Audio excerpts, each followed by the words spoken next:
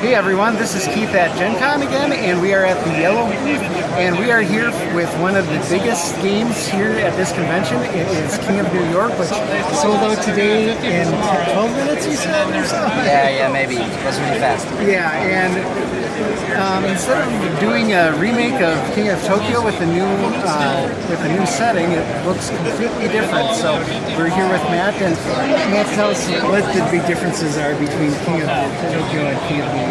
First, I want to tell you about what's similar, what's the same, because the core rules are the same.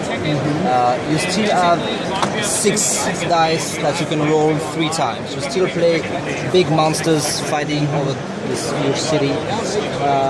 You still have a monster board to keep track of your victory points and your health. You can still get energy to buy power cards.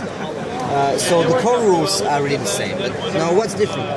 The board is really different because there's 5 different districts and your monster will never be out of New York. You're always somewhere in New York. Then the dice, they're also different. There's no more 1s, 2s and 3s, but there's destruction, ouch, and celebrity. Okay, so you still have the heart, attack, and energy, but you have 3 new size 2. You also have obviously 6 different monsters and all new stack of powers.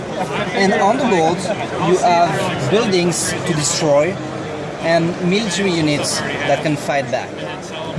Okay? So let me explain you a little bit how it works. First, the board, so you can move around the board. Manhattan is the new Tokyo. It works exactly the same as Tokyo.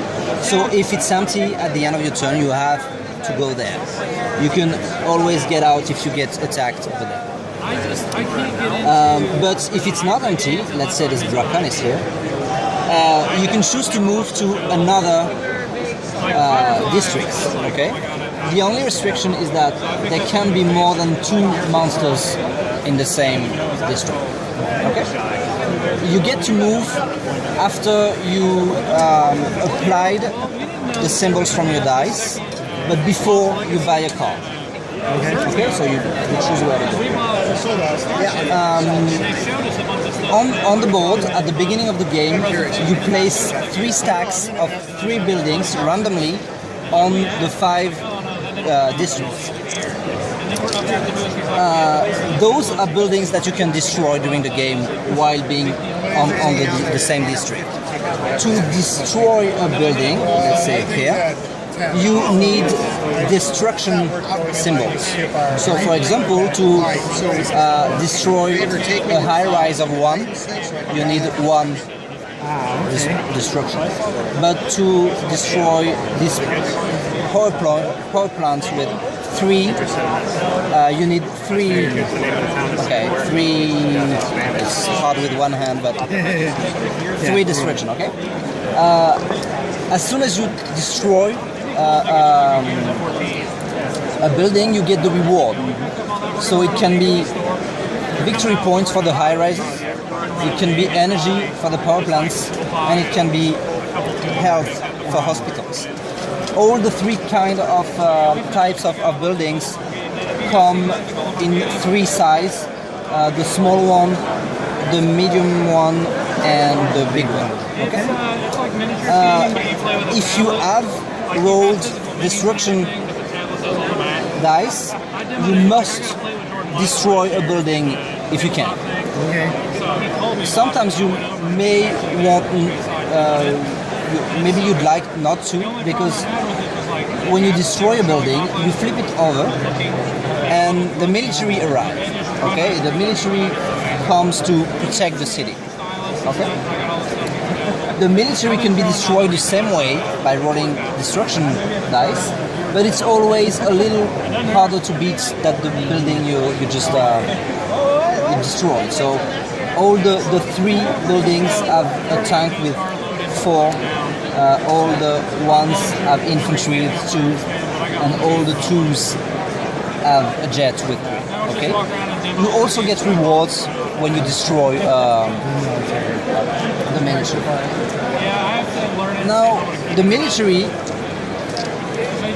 no matter what type it is, they will always deal 1 damage when activated. Okay. To activate the military, you need ouch symbols. If you have only 1 ouch symbol, all the military units in your district will attack you and deal you 1 damage. Okay. If you roll 2, let's make an example here. They will still attack you, but it will also attack the other monster with you on the district, if any. Okay? And then if you roll 3, all the military units on the board will attack the monsters that are in the same district as them. So if I'm here with Dracanis on Staten Island and I roll 3 ouches, I don't take any damage because there's no military where I am.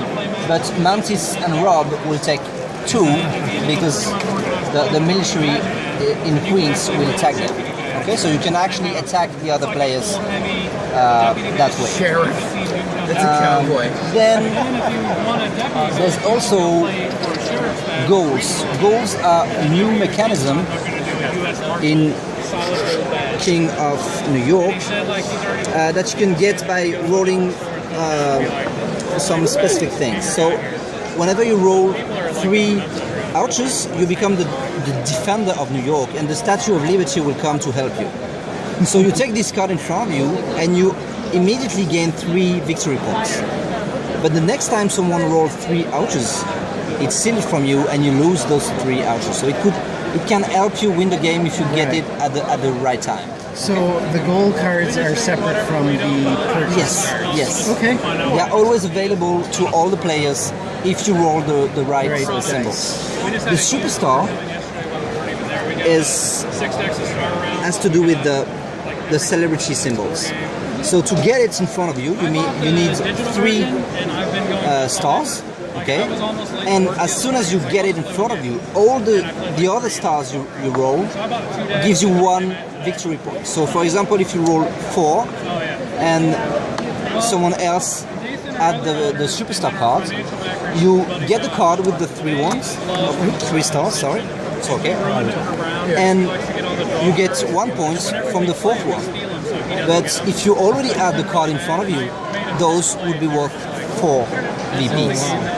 So you don't want the same player to keep the superstar card all the game, but it's also quite expensive to spend 4 dice just to get the card and nothing else. So more choices to be made. Then the games comes with 64 new power cards. Most of them have to do with the new mechanism of the game, so the buildings, the districts, the goals, the celebrity, and so on. Some of them are less expensive when you are in certain district. For example, the Holland Tunnel is less expensive when you're in Manhattan, while drinking the Hudson is less expensive when you are near the Hudson. So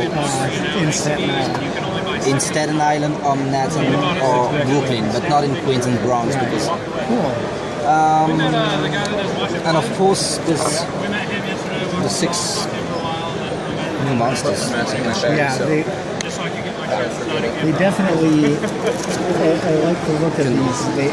How different they are from the original ones. We try to add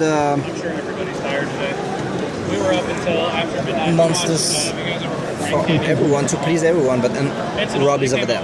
Right. Rob the robot is there. That's it. There's just one thing I forgot to tell you. When you are in Manhattan and it's your turn and it's the moving phase, you get to go upwards. So from lower Manhattan to Midtown, then to upper Manhattan if you stay long enough in Manhattan. And so the longer you stay in Manhattan, the better the reward is. Okay, so after one turn over there, you get 1 VP and 1 energy.